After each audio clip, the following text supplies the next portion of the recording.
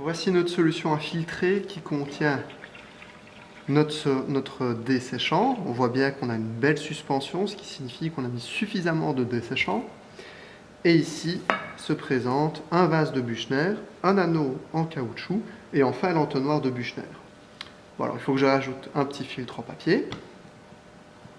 Le voici, il est bien adapté à la taille de l'entonnoir de Büchner.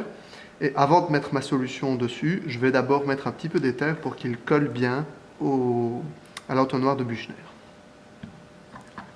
Alors le tout va être fixé, on ne sait jamais. C'est quand même dommage de venir renverser le fruit de votre travail maintenant. Alors, je vais connecter le Büchner à une trompe à eau. Donc, le vide va se faire par ici, et en allumant ce robinet-ci, je vais pouvoir créer le vide. On va déjà l'allumer. Il faut y aller à fond. J'ai un petit peu d'éther, je vais m'en servir pour amorcer le filtre. Voilà. Maintenant, mon filtre colle bien. On voit que ça descend très rapidement. Et je vais pouvoir filtrer ma solution. J'y vais doucement au début pour ne pas décoller le filtre. Alors, il faut bien être attentif à ce que je ne mette pas trop de liquide et que je vienne atteindre la capacité maximale du Büchner.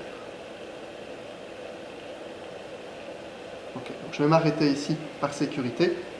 Je recommencerai ensuite. En attendant, je peux déjà vous montrer comment c'est à l'intérieur du Büchner. Donc voilà, ici on voit que on a le solide qui est sur le filtre. Et la solution, par contre, elle est bien limpide. Parfait.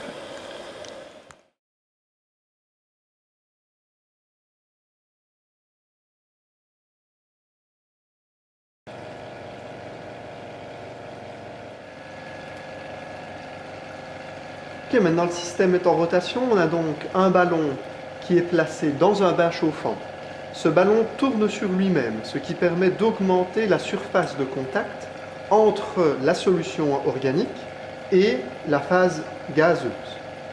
L'éther rentre en ébullition sous le fait de la chaleur et du vide qui règne à l'intérieur du système. À cause de ce vide, l'éther bout en effet à une température plus faible que sa température d'ébullition habituelle. Les gaz rentrent à l'intérieur de cette pièce de verrerie pour arriver en contact avec un réfrigérant. Dans ce réfrigérant circule de l'eau froide, ce qui va permettre de recondenser l'éther qu'on avait formé dans le ballon de départ. On voit d'ailleurs ici l'éther qui est en train de se condenser et d'arriver dans un ballon récolteur, ce qui pourrait éventuellement nous servir à recycler l'éther.